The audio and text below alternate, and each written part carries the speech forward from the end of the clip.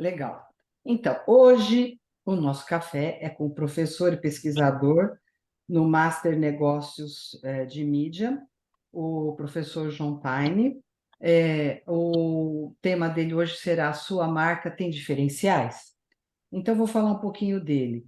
Ele é um professor, pesquisador, e tem uma grande capacidade de trabalhar as marcas, mostrar esses diferenciais, fazer todos esses estudos que podem compartilhar conosco, e eu acredito que pode nos ajudar muito neste olhar para que cada um consiga tirar os diferenciais da sua própria marca. Então, professor, seja muito bem-vindo. Em nome da ANER, eu agradeço sua presença. Eu acredito que o senhor possa me falar um pouquinho e falar para os nossos convidados um pouquinho de todo o seu trabalho, todo o trabalho que o senhor vem desenvolvendo, por favor. E aí, pode fazer sua apresentação para nós, por favor. Muito obrigada. Poxa, Regina, eu que agradeço a você por me receber aqui, a Márcia por todo o contato que fez comigo. Já faz aí algumas semanas, né, Márcia? A Márcia que me pescou assim, falou, poxa, eu vi um artigo seu aqui, foi super bacana. É E aí verdade. fez... Um artigo era bem interessante e me despertou a curiosidade. Ele foi inclusive para a newsletter da ANER também, né? A gente coloca ali vários insights, várias coisas que a gente acha importantes, né? Para os nossos associados, para o público em geral que recebe a newsletter.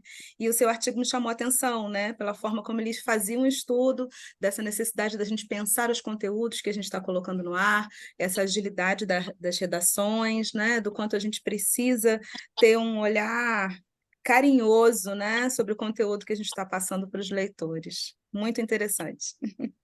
Que legal, Márcia. Não, e eu agradeço muito, porque a Márcia foi fazendo contato comigo aí ao longo das últimas semanas, então agradeço a confiança.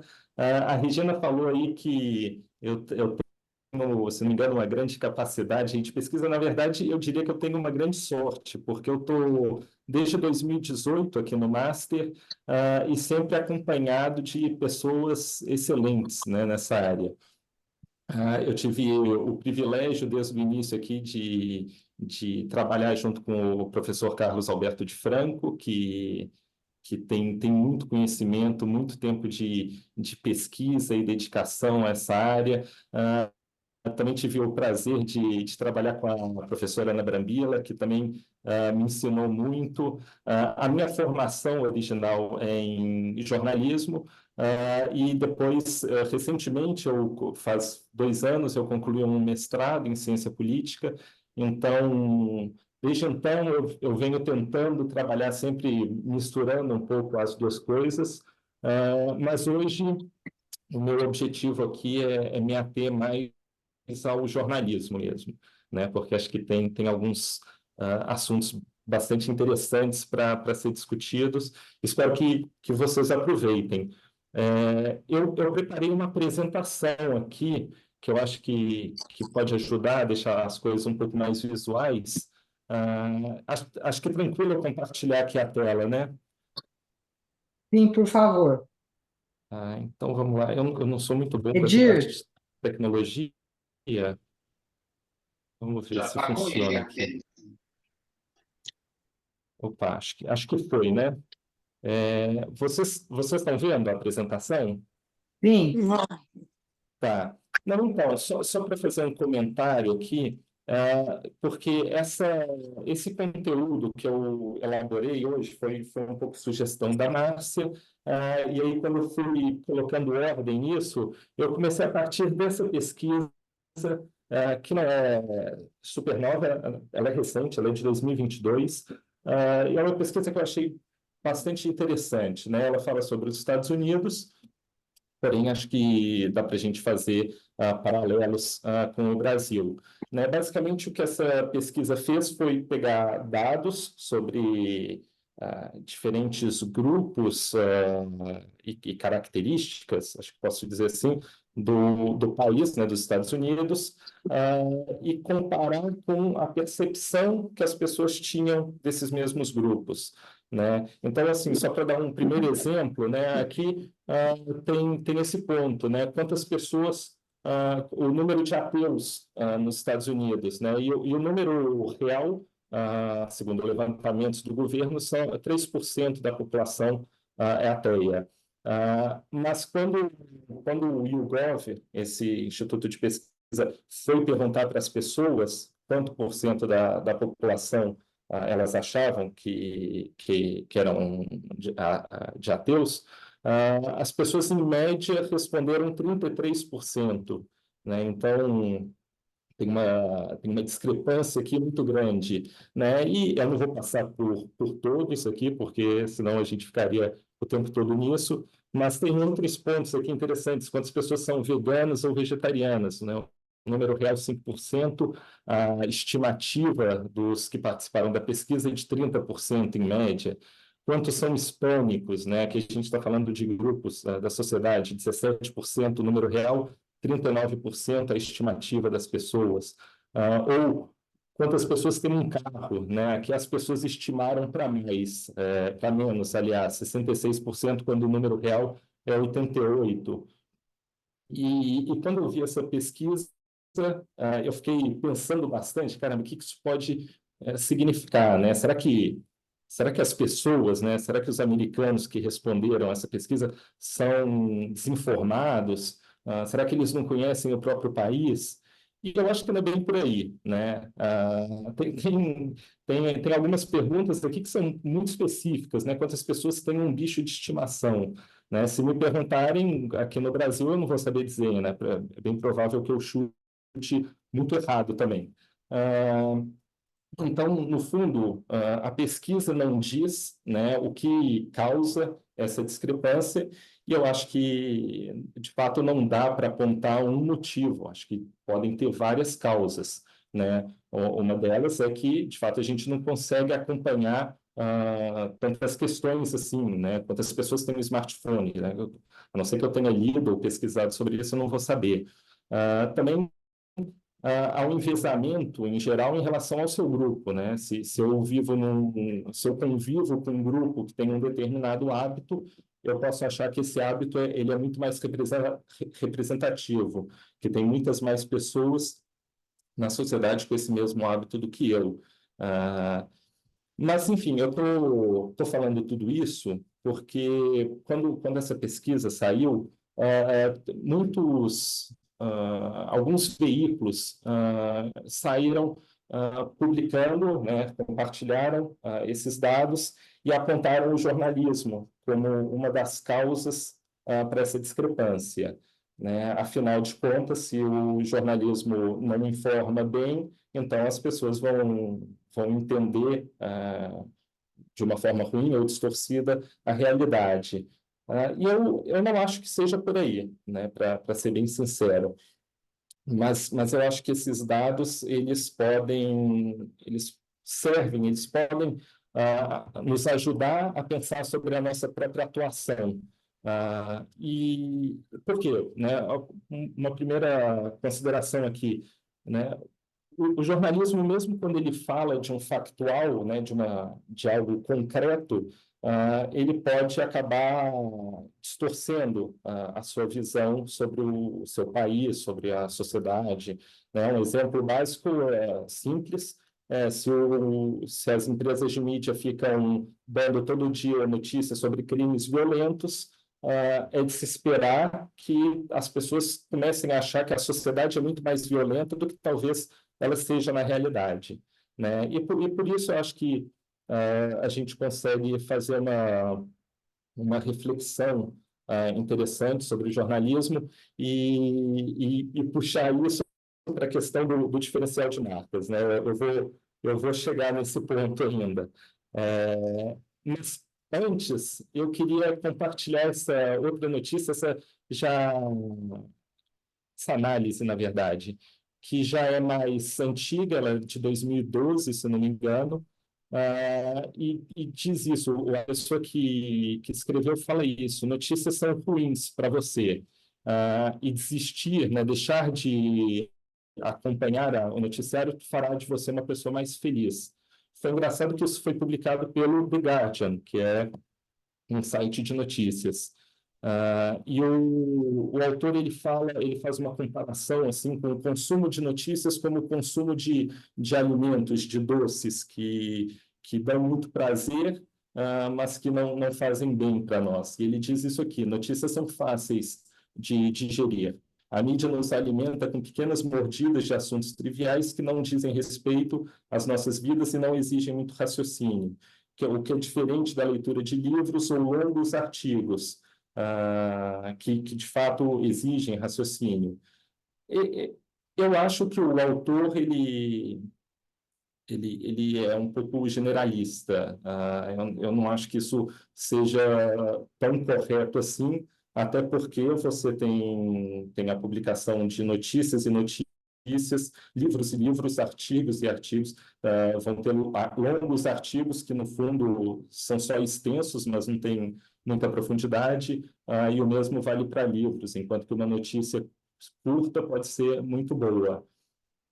Mas, de todo jeito, eu achei interessante trazer isso, porque ele elenca, ao longo desse texto, vários pontos que para ele faz com que as notícias sejam ruins, né? E eu não peguei todos, eu selecionei alguns que eu acho que servem, nos ajudam a refletir sobre a nossa própria atuação. E aqui uma primeira consideração é que, quando ele fala notícias, ele está falando de um tipo específico de conteúdo, que é aquele curto, que só dá uma informação sem explicar, sem contextualizar, sem analisar, né? Então, ele não está falando de qualquer publicação feita por uma empresa de mídia. Acho que isso é importante aqui eu colocar. Então, os pontos que eu selecionei, e aliás, se alguém aqui quiser perguntar alguma coisa, fazer alguma consideração, fiquem à vontade, tá bom? Mas aí eu selecionei esse primeiro ponto, né? Ele diz que notícias geram engano, né? E que é uma citação, né, do artigo dele. Ele diz: assistir a um avião batendo enquanto você assiste televisão mudará sua atitude em relação a este risco, independentemente da probabilidade real de que acidentes como este aconteçam. Eu acho que isso se conecta com aquilo que eu falei sobre se as empresas de mídia ficam dando notícias sobre crimes violentos, por exemplo, a gente pode ter uma percepção um pouco distorcida do quão frequente esses crimes são, e isso distorce um pouco a nossa percepção da realidade. Outro ponto que ele traz é que notícias têm baixa relevância. E ele diz isso porque, segundo ele, pessoas acham muito difícil identificar o que é relevante. É muito mais fácil para nós reconhecer o que é novo. Para explicar esse ponto, eu até queria, eu acho que eu tenho uma experiência assim de consumo de conteúdo jornalístico que é interessante, porque eu tenho um hábito de todo dia chegar no trabalho, às vezes eu chego até um pouco mais cedo, pego um café, abro o meu computador, seleciono os principais veículos que eu gosto de acompanhar, vou vendo quais matérias parecem mais interessantes e vou abrindo em novas abas. E depois começo a ler um por um. Só que o que acontece com regularidade é que surge alguma demanda, alguém vem me falar alguma coisa e eu não consigo ler todos os artigos que eu tinha selecionado. Então, sempre ficam ali umas 2, 3 abas abertas. Eu falo, bom, vou ler depois.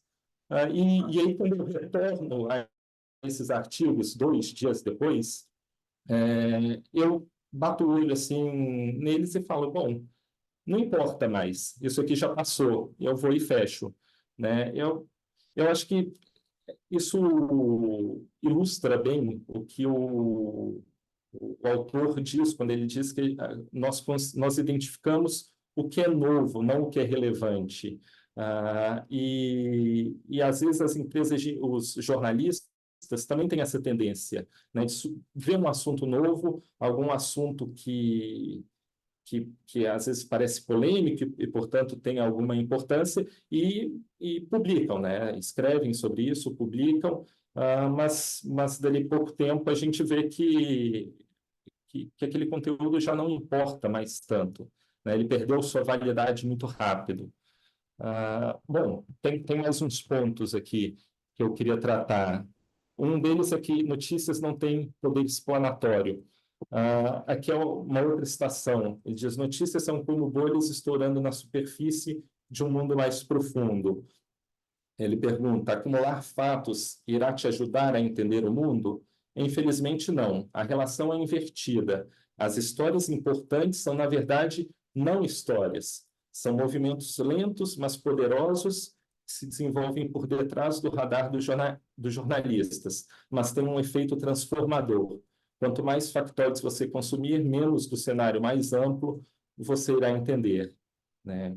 Acho que aqui, de novo, ele faz ele é um pouco generalista aqui, como se toda notícia fosse assim, mas acho que é mais um ponto interessante para a gente pensar a respeito, né? Se a gente está dando ênfase a essas bolhas estourando na superfície, ou se estamos captando e reportando esses movimentos lentos, mas poderosos, que de fato têm um efeito transformador. E, por fim, para terminar Professor, aqui, só um pouquinho, deixa eu claro, Regina. só dar uma interrompida, se o senhor não se importar. Não, imagina. O senhor falou da relevância. Quanto tempo dura a relevância na notícia? Eu estou aqui com o João Marcos Rainho, ele é repórter, né? E Uhum, quanto tempo dura a relevância? Porque, assim, a gente vive falando de relevância, isso é relevante, isso é relevante, isso é relevante, mas quando a gente sai e começa a verificar com as pessoas, elas às vezes nem tomaram ciência ou noção daquela notícia.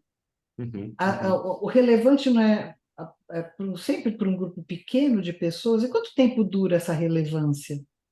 Eu acho que, sem dúvida, Regina, a gente tem um pouco essa tendência de querer que todo mundo leia, né, o que nós publicamos, o que é natural. Mas não, as pessoas têm, de fato, têm preferências, têm gostos, então nós não conseguiremos, é impossível falar com todo mundo. Até um ponto que eu vou tratar mais para frente, né, que é a ideia do menos é mais. Também, essa ideia também vale para o jornalismo. Então, o que é relevante é subjetivo, de fato, né? Isso vai depender do gosto e do que cada um, do que os leitores acham relevante. O meu ponto aqui, que eu acho interessante colocar, é que, às vezes, claro, nem sempre, né? Mas, às vezes, nós temos essa tendência de publicar aquilo que tá borbulhando, né, no nosso dia a dia. Mas é isso, às vezes esse conteúdo, essas notícias, elas perdem a validade muito rápido.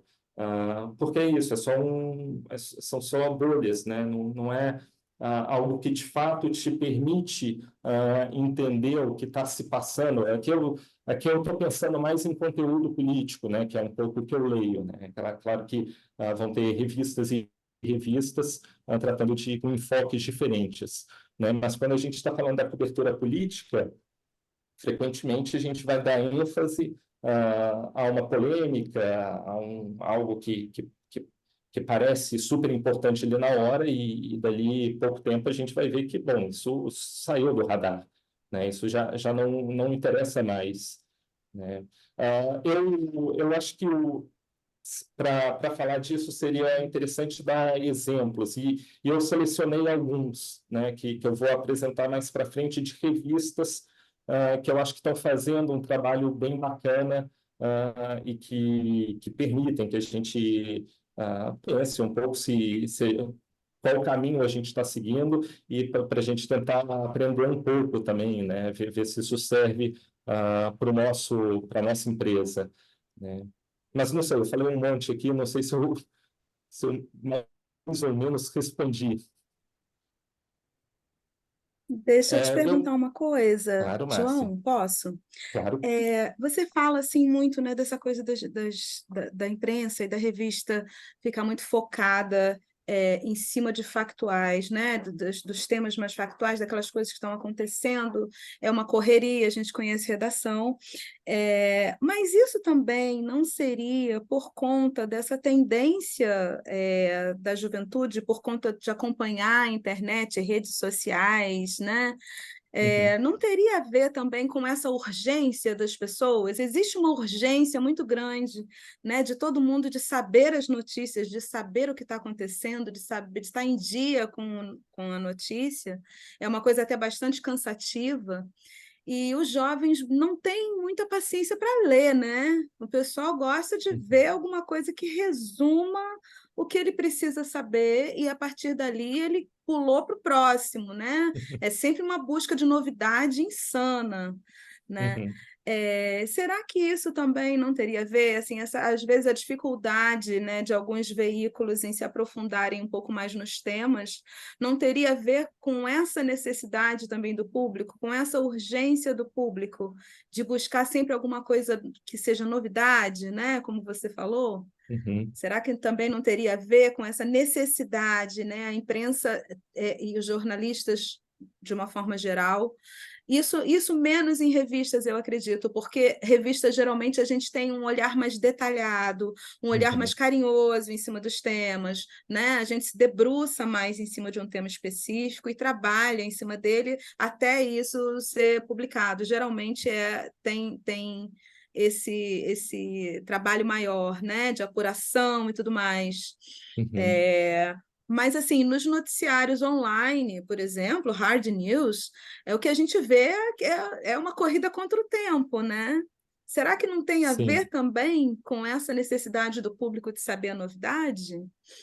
Não, eu acho super interessante essa colocação, Márcia, e você faz uma boa observação, né? Diferente das revistas. De fato, né? Aliás, antes do online surgir, uma revista semanal, que era o comum, tinha que publicar e garantir que as notícias ali durassem pelo menos aquela semana, né? Até que viesse a próxima edição. É uma lógica muito diferente dos jornais e do que a gente vê na internet.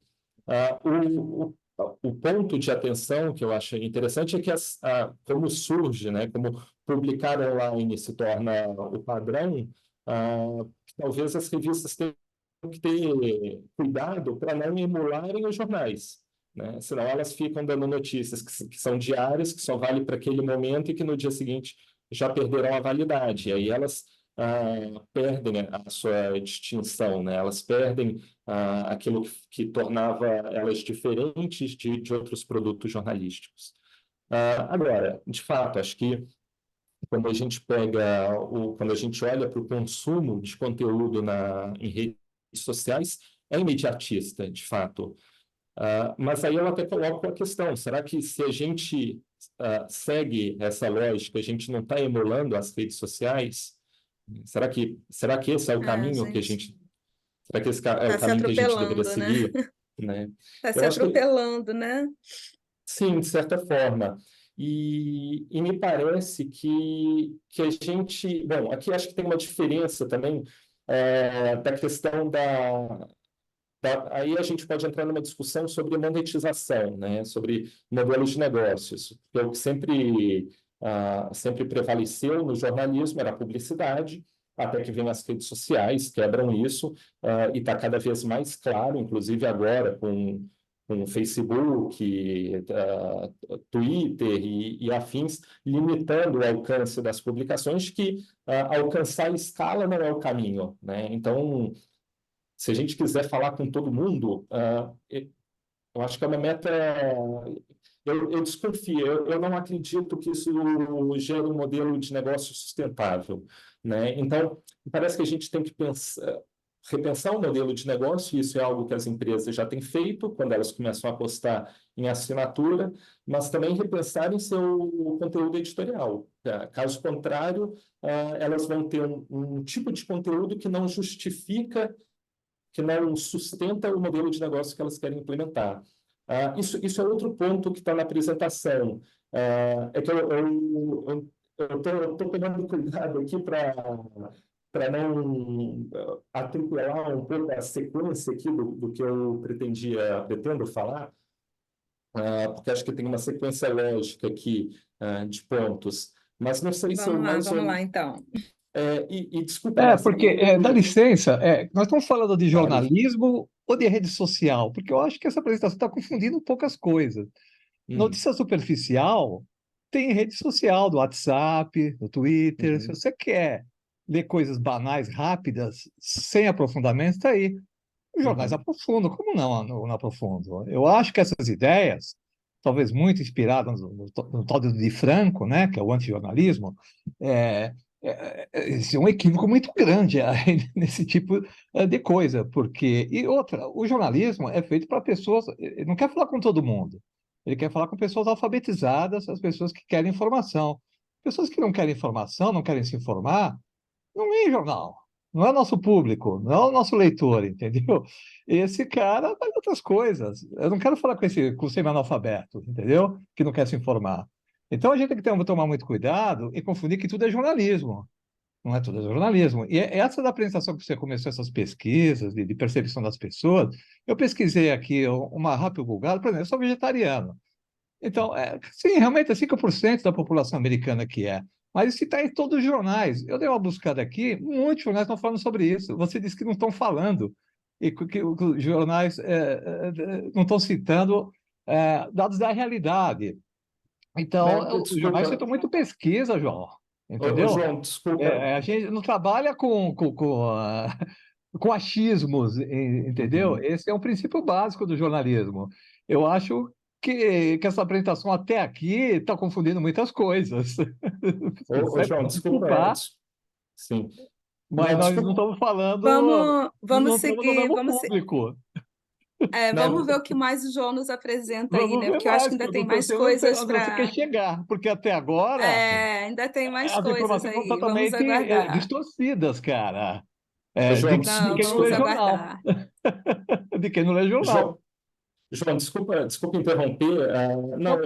Eu quis dizer que os jornais, que as empresas de mídia, né, elas não dão informações e elas pesquisam, de fato. Acho que quando eu trouxe a pesquisa, o que eu quis dizer é que se a gente dá muito enfoque a algo que de fato existe, a gente pode passar para os leitores a impressão de que aquilo é maior do que na realidade, né? Então, esse exemplo, né, do vegetariano, né, que é um ponto aí da pesquisa. Eu aqui nem entro no mérito se é importante ou não dar essa notícia, me parece que tem pautas que são relevantes, sim. Mas se todos os veículos de mídia começam a falar disso, de repente a gente pode ter uma impressão de que há muitos... esse é um movimento muito maior do que na realidade, né? A ponto das pessoas que responderam ali falarem, bom, me parece que cerca de 30% aí da população é vegana, quando na verdade é 3, 4, 5%, não me lembro aí. Né? Então, foi um pouco esse ponto que eu coloquei. E eu também não quis dizer que as empresas de mídias fazem o mesmo trabalho que as redes sociais. Eu fiz uma observação, talvez um ponto de atenção, que é evitar que se faça o mesmo. Né? E aqui, claro, aí eu teria que analisar conteúdo por conteúdo. Então, isso seria inviável, né? Por óbvio. Então, eu estou fazendo uma análise que é um pouco olhando algumas formas de se produzir conteúdo que não diz respeito a tudo, mas Eu estou tocando nesse ponto justamente porque aqui é que a gente talvez possa seguir um caminho um pouco melhor, me parece, né? Eu até peço desculpas, eu não consigo, como eu estou compartilhando minha tela, eu não vejo a câmera de todos, então eu não sei se tem alguém que queira falar, mas enfim, Não, João, eu achava legal a tá? gente seguir agora. Vamos seguir Sim. aí, então, com a tua apresentação, e aí depois a gente abre para perguntas no final, né? O mais para o É, final, porque aí fica mais. eu Você Gente, consegue prefiro. vocês concluir o aumentam os riscos raciocínio. cognitivos. Você procura em qualquer material. Você é formado em ciências sociais, eu também sou. Qualquer material sociológico, de ciências, de educação, fala justamente o contrário dessa afirmação, que a notícia ela ajuda a combater os erros cognitivos. O que aumenta o erro cognitivo é as fake news, entendeu? O cara que só acredita no erro, da mentira. Então, cara, desculpe. Eu vou me ausentar, eu vou tomar um café na rua. Muito obrigado aí pelo convite, Regina, mas isso eu não estou no mundo da comunicação, porque senão a gente vai numa discussão aqui que eu acho que não vai valer a pena. Tchau, tchau. É, eu, Bom, Márcio, eu queria pedir desculpa aqui, né? Eu não queria ofender ninguém, é, né? Aqui não, eu pois quero é, acho que ele não fazer. esperou você concluir o teu raciocínio, né? Acho que Eu se até. tivesse esperado um pouco mais. Sim. Enfim, vamos Não, em é frente. que, é claro, né? Acho que esse início aqui da apresentação talvez esteja tocando em alguns pontos sensíveis, né? E não, no fundo, o objetivo aqui não é ficar fazendo crítica, né? Acho que isso aqui eu queria mais usar para apontar alguns caminhos que me parecem interessantes. Continua, É, professor. Faz parte mas, da democracia todo mundo ter opinião. sim, Faz sim. parte, fazer o quê? Não, É a vida. aqui, né, e de novo, né, isso aqui não é falando de todas as notícias, né? Talvez eu não tenha sido claro, mas o que eu queria falar aqui, o autor desse artigo, ele está falando de um tipo específico de conteúdo, que é aquele que só dá um fato, né? Justamente sem apresentar uma análise, uma explicação do que aquilo significa, o que não é o que todos os jornais fazem, todos os jornais, todas as revistas, enfim, todas as empresas de mídia de forma geral, né? Tem algumas que fazem pesquisas e análises fantásticas e que justamente nos ajudam a entender mais a nossa realidade, né? Mas como essas já são muito boas, eu não... Bom, são boas, tá aí, né? Acho que não precisa apontar como melhorar, né? Acho que aqui o que vale a pena apontar é justamente naquilo que a gente pode fazer melhor, né? Aqui, bom, eu também posso compartilhar essa apresentação depois, né? Mas para não ficar perdendo muito tempo, quando ele fala de aumentam erros cognitivos, é porque ele diz isso, né? Que nós temos essa tendência a querer confirmar, nós temos esse viés de confirmação, de querer confirmar aquilo que nós já pensamos, né? Ah, e eu tenho até tomado para mim uma máxima de que se a gente tiver força de vontade, a gente consegue arrumar argumento para tudo. Ah, e quando a gente vê uma informação sobre algo, né, sem essa análise, sem essa profundidade, isso pode simplesmente reforçar uma opinião, né, sem que a gente entenda mais desse contexto, né, mais dessa complexidade que tem o nosso país, o nosso mundo, a nossa realidade como um todo, né? E esse último ponto fica aqui para quem quiser ver a apresentação, eu vou seguir adiante, porque quando eu estava montando eu vi essa charge que mostra esse monstro aí e uma das pessoas falando, sinceramente, se for mais notícia ruim, eu prefiro não saber. Aqui tem duas leituras possíveis sobre essa charge, né? Uma é que assim, tá, você pode querer não saber, mas ela está ali, está do seu lado, né? E provavelmente vai te afetar. Uma outra leitura é que isso são dados de que um dos maiores motivos para as pessoas deixarem de consumir jornalismo é que elas estão cansadas de notícias negativas, né? Isso tem até um termo, né? O news avoidance. Quem pesquisa muito sobre isso é a Reuters. Todo ano elas lançam o Digital Media Report, né, que faz uma análise enfim, dos produtos, da situação da mídia ao redor do mundo. E o News Avoidance, essa essa tendência de algumas pessoas evitarem, de propósito, não ler jornalismo, ela é muito forte, né? E o que faz elas evitarem acompanhar o jornalismo, em muitos casos, é o conteúdo negativo, esse conteúdo negativo o tempo todo. O que, de novo, não é que todas as empresas de mídia estejam fazendo isso, mas, de novo, acho que é um ponto de atenção interessante aqui para tratar. Mas, enfim, aí eu quis um pouco colocar algumas coisas que me parecem interessantes, né? O Carlos Alberto de Franco, que eu acho que é uma pessoa muito bacana para acompanhar, né? Que escreve muitas coisas boas sobre o jornalismo, ele fala muito sobre esse conteúdo que ele chama de espuma, ou que são essas bolhas estourando na superfície, né? Que parecem mais importantes do que são, né? E como é que a gente identifica que conteúdo qual conteúdo é espuma, né? Para mim, acho que essa pergunta ela é interessante, né? Depois de amanhã, meu conteúdo continuará relevante? Se não quer dizer que seja espuma, mas talvez seja. Um exemplo seria uma notícia sobre uma polêmica, né? Tal figura pública disse tal polêmica, né? Ok, né? Parece importante ali no momento em que isso acontece, mas perde a validade muito rápido, né? E acho que de novo, acho que é um ponto aí de atenção. Quando eu coloco aqui o não basta fazer jornalismo, é que eu acho que é interessante a gente repensar alguns processos.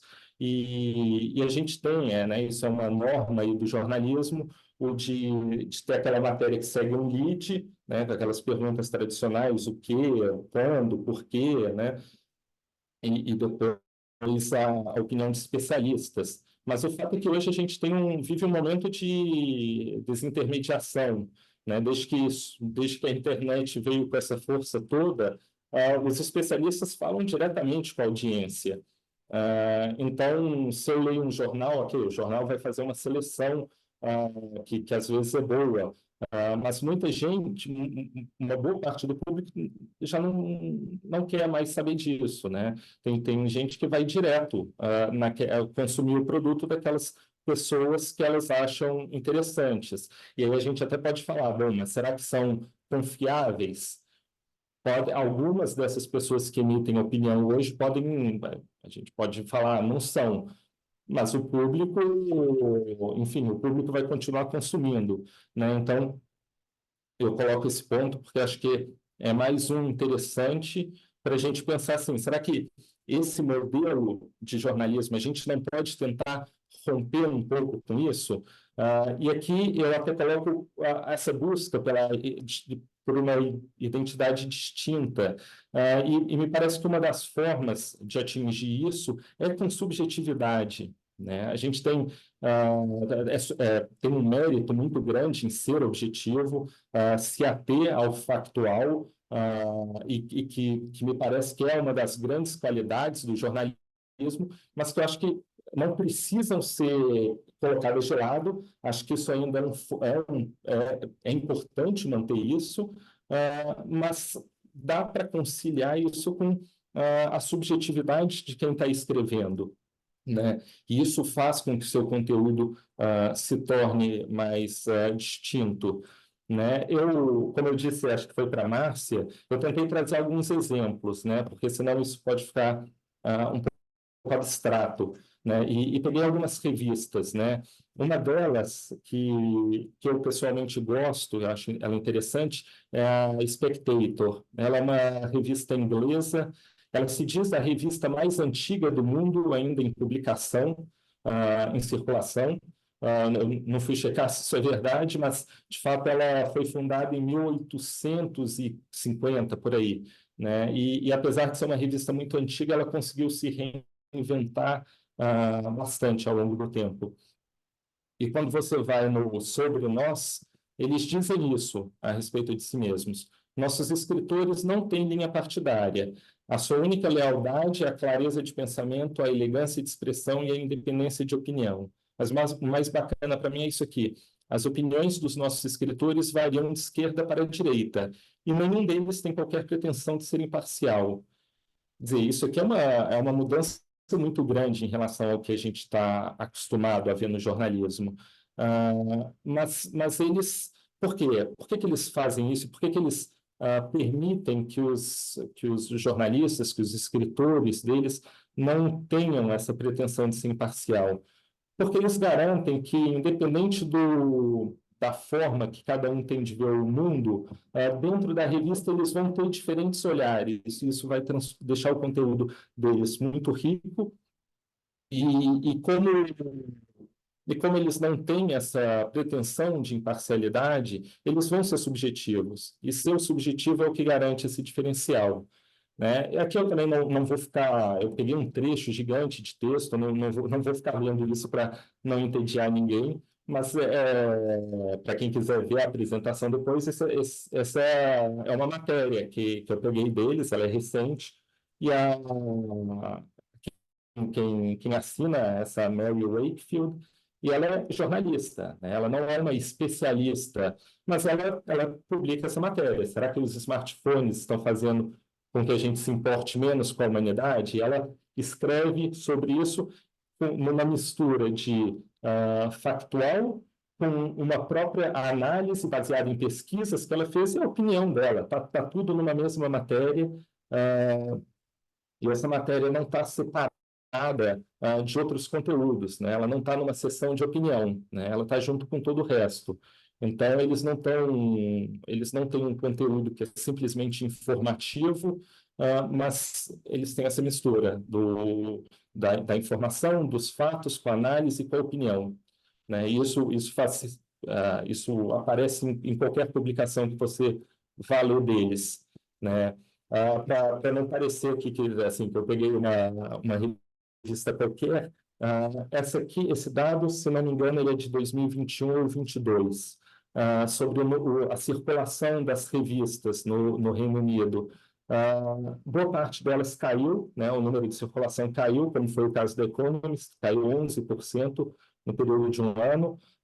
The Week caiu 4%, outras cresceram. A Private Eye cresceu 1%, a circulação, a BBC History cresceu 3%, mas o destaque aqui fica para Spectator, que conseguiu um acréscimo de 13% na circulação.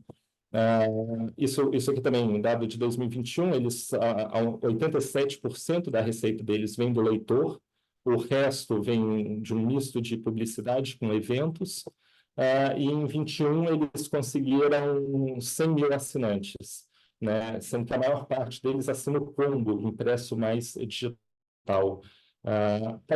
Eu sei que 100 mil assinantes talvez pareça pouco, porque tem empresas de mídia aqui no Brasil que já conseguiram mais, porém, o Reino Unido é muito menor que o Brasil, e segundo esse dado do Reuters, desse ano, os britânicos junto com os japoneses, são os que menos têm disposição a pagar por conteúdo.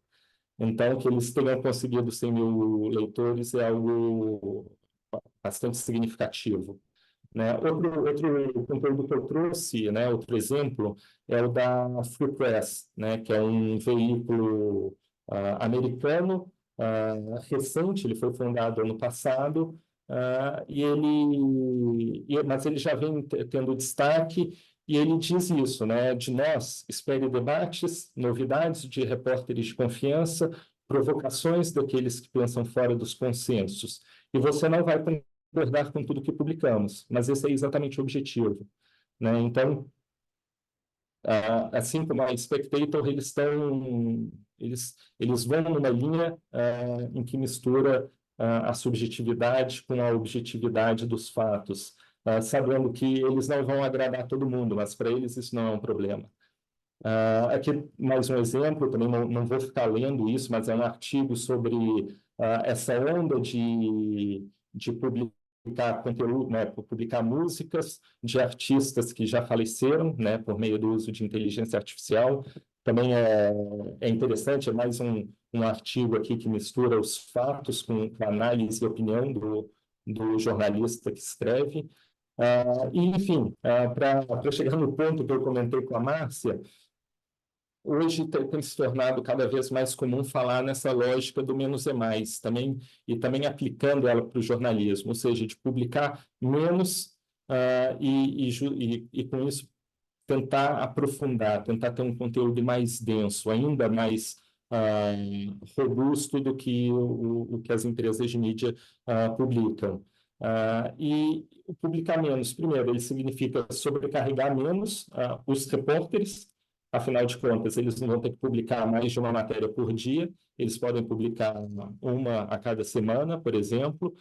Isso permite que ele consiga dedicar mais tempo à apuração, à análise, à pesquisa, a redigir de uma forma mais criativa, que hoje são pontos aí que permitem que o seu veículo tenha uma distinção, né, que se diferencie dos demais. Quando se publica menos, existe essa possibilidade também de criar um hábito de leitura. Isso também eu acabei não colocando na apresentação, mas, se não me engano, a Reuters também tem essa pesquisa de que aquelas empresas de mídia, os veículos que publicam muitas matérias em um dia só, elas acabam frustrando um pouco os leitores, porque, no fundo, você percebe que você não consegue dar conta de ler tudo que é publicado.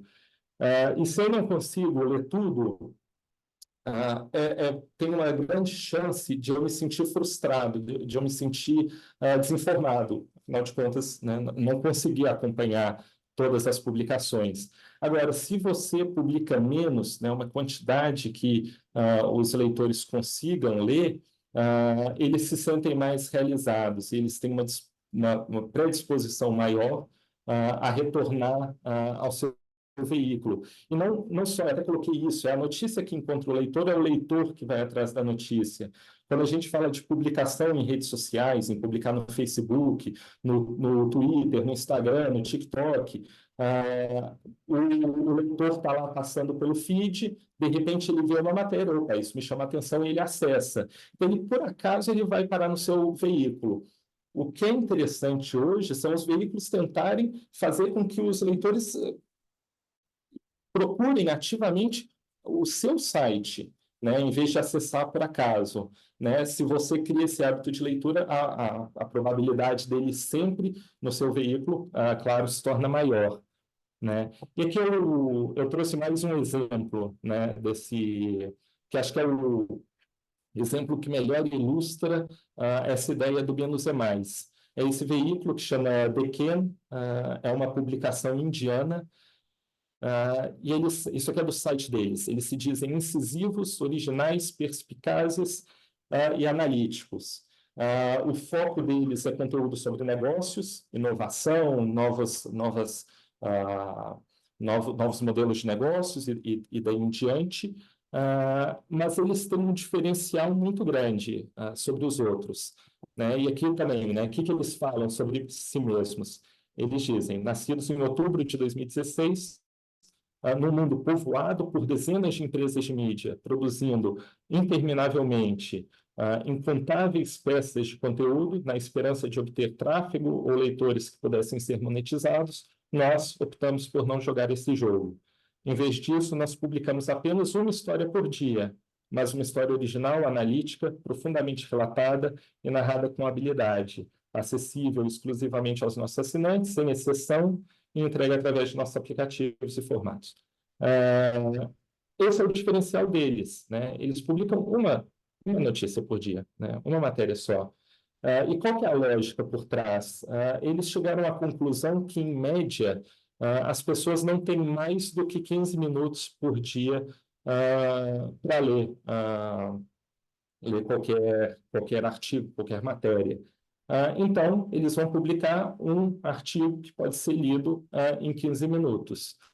E eles têm tido um resultado interessante. São 30 mil assinantes, desde 2021, não é um número assim super expressivo, mas a assinatura deles é cara, você só pode pagar anualmente por US$ 620, e eles têm uma redação muito enxuta, né? E eles conseguem ser enxutos porque, justamente, o repórter não precisa estar publicando de forma recorrente, ele consegue publicar uma matéria hoje e publicar novamente dali uma semana, porque é uma por dia. Então, ele tem tempo para apurar e para escrever.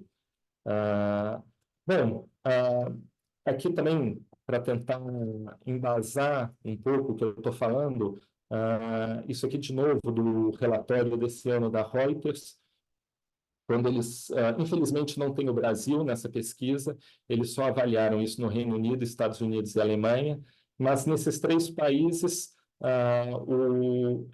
é o conteúdo de qualidade e distinto que é o que faz as pessoas terem um maior incentivo para assinar o seu veículo. Isso, em seguida, a identificação com a marca e com jornalistas que escrevem, né? E me parece que as duas coisas estão associadas, né? Se você vê que o conteúdo daquele veículo é distinto, é diferente do resto, e se você se identifica com o que está sendo publicado ali, a propensão a assinar se torna maior. É diferente do conteúdo generalista, aquele que tenta atingir o maior número possível de pessoas, né? Seguindo essa lógica do menos é mais, você, de fato, é possível que você tenha uma audiência muito restrita, como essa do The Can, 30 mil assinantes, mas ela vai ser fiel. Por isso também é dessa semana. Quem não acompanha, aconselho, o Media Operator é um site muito bacana para acompanhar essas tendências no jornalismo, e eles publicaram esse artigo que é trabalhando por uma base de usuários leais, né? E eles falam isso: conforme nós continuamos nos afastando do mundo das plataformas em direção ao mundo em que os publishers precisam realmente reter seus leitores, nós ouviremos menos conversas sobre o tamanho total da audiência e mais sobre lealdade da audiência. Não vou ler tudo aqui, né, mas alguns pontos interessantes, né? Ele fala: estamos vendo essas empresas de mídia focando em uma audiência real e não em pessoas aleatórias acessando o site, uma vez e depois desaparecendo, que é o que a gente vê quando as pessoas acessam nosso conteúdo por meio das redes sociais. E isso é muito interessante em termos de modelo de negócio, né? Se o seu foco são eventos, e-commerce, assinaturas, então essa necessidade de engajar a audiência se torna ainda mais importante, de forma que tudo aponta para isso, né? As empresas de mídias talvez tenham essa tendência de se tornarem menores, porém mais focadas em sua base de usuários leais, né? Aquela base de usuários que realmente se identifica com o que você está publicando, né? E acho que aqui tem um ponto interessante, que ele fala: eu prefiro muito mais ter uma audiência menor, mas que é dedicada àquilo que eu estou criando, do que milhões de pessoas anônimas que simplesmente não se importam com isso, né? O primeiro resulta em um negócio muito mais saudável. Bom, aqui eu tentei passar por tudo. Para concluir, eu até fiz essa comparação aqui entre a produção em massa, que tenta atingir muitas pessoas, que tem inúmeras vantagens, e a produção artesanal, né? Aquela que é muito menor, muito mais cara, mas tem mais qualidade também, né? Me parece que aqui coloquei isso aqui só para tentar ilustrar uma ideia de que me parece que as empresas de mídia, o mercado de mídia está indo nessa direção de focar em uma base pequena. Mas isso não é um problema, né? O que é um problema é você querer focar numa base pequena com um conteúdo genérico, porque você não vai conseguir fidelizar esses leitores. Agora, se o seu conteúdo é realmente distinto, e aqui não precisa ser ideologicamente enviesado, ou tomar partido de um grupo ou de outro da política, não, nada disso.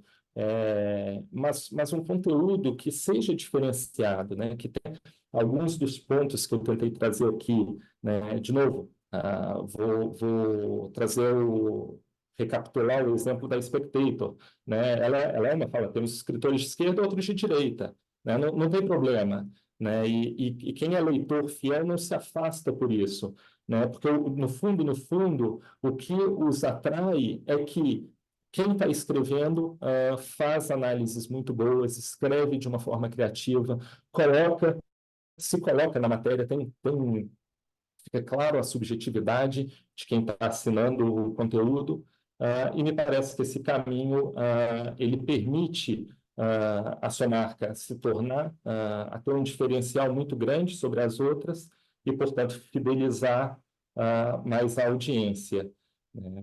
Eu não sei aqui se eu estourei todo o tempo possível. Eu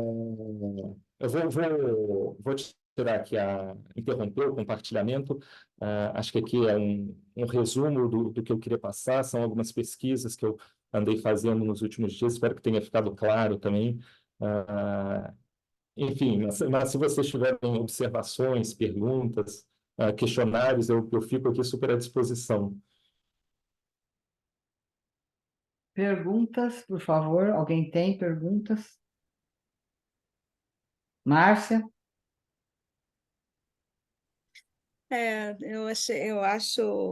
Eu achei muito interessante, né, quando eu li o teu primeiro artigo sobre isso, porque a gente vê mesmo, às vezes, essa sanha, principalmente no noticiário de hard news, né?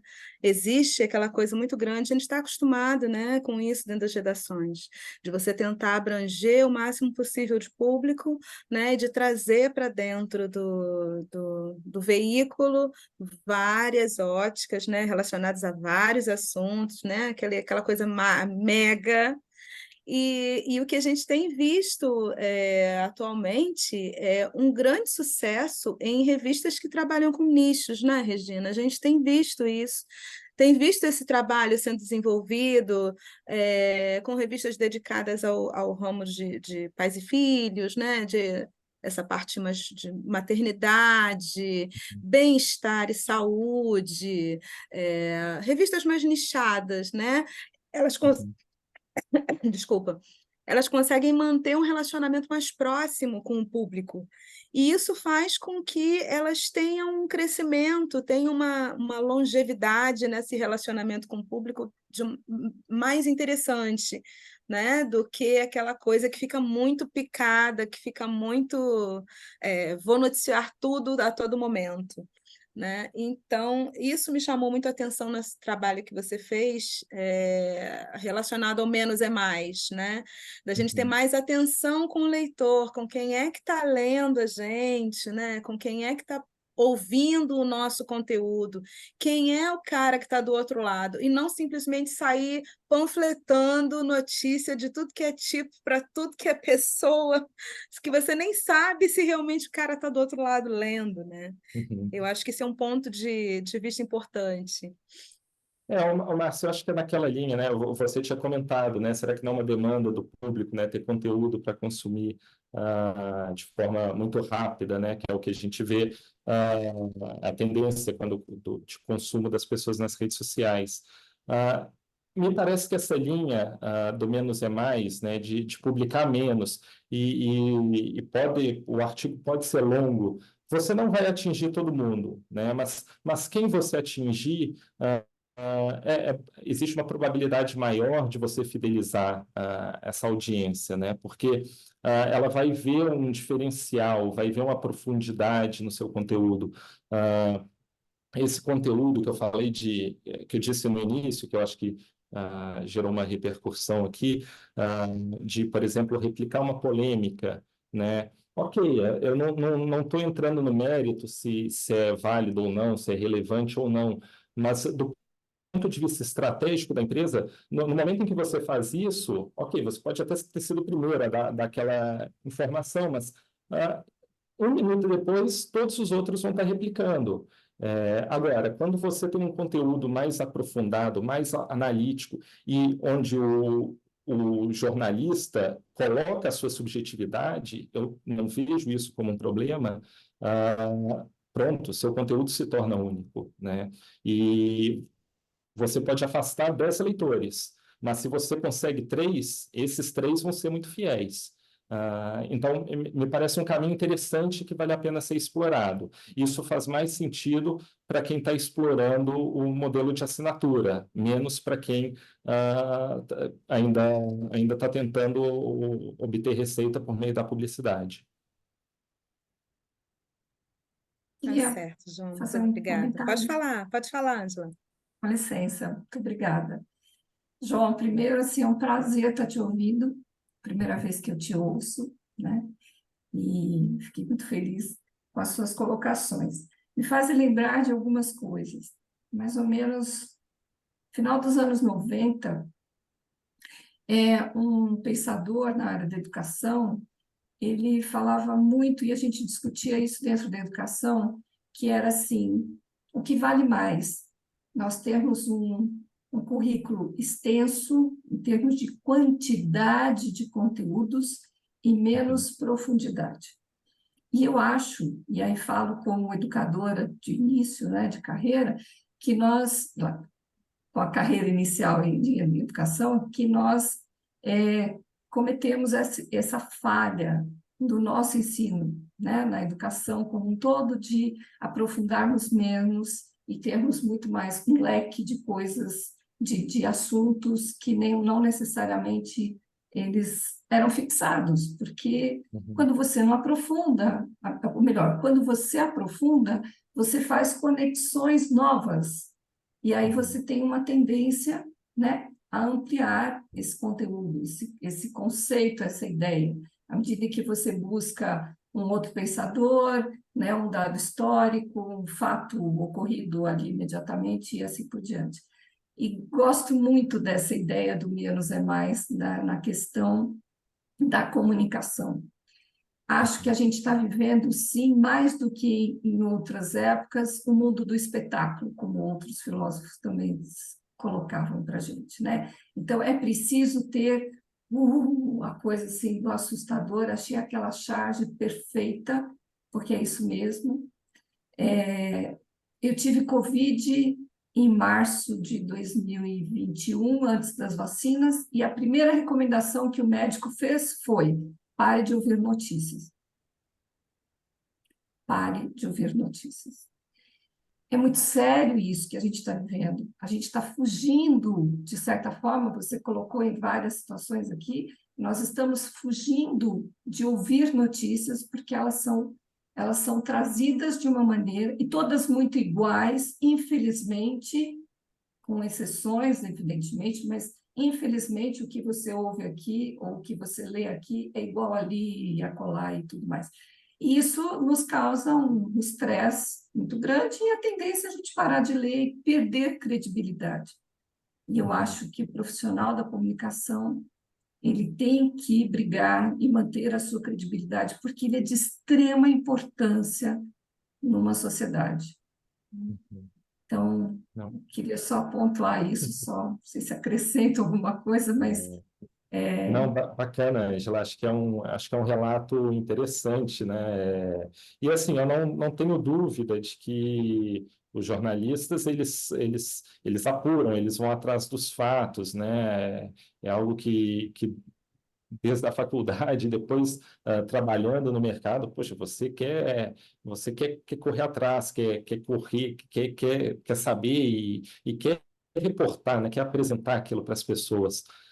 O negócio é que nas rotinas, né, nessa rotina editorial de publicar muito para conquistar, né, a publicidade, né, em termos de volume, você você acaba não tendo tempo mesmo, né? É uma questão prática, né? Aqui eu não entro na intenção do jornalista, né? Eu acredito, os colegas que eu conheço, os profissionais que eu conheço de mídia são pessoas excelentes, né? Que a gente conhece aqui no Master, muitos que são nossos alunos, são pessoas com um faro jornalístico impressionante, e um compromisso assim com a profissão admirável.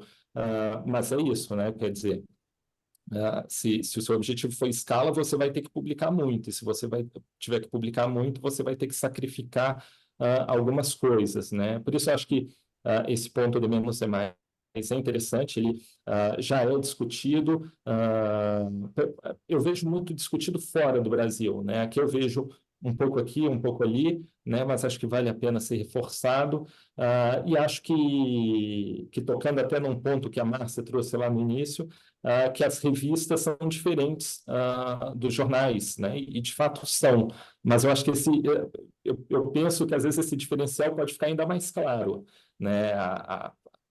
Focar, insistir nesse conteúdo muito analítico, muito profundo e de longa duração, né? Que sobreviva ali uma semana, né? A polêmica ela não sobrevive, ela perde sua validade muito rápido. Agora, o conteúdo analítico não, né? Quando você pega uma pauta diferenciada e faz uma boa análise, você pode ler dali uma semana, dali um mês, e ela ainda vai continuar sendo super interessante e vai te agregar muito, né? Me parece que é um caminho bacana, assim, a ser explorado.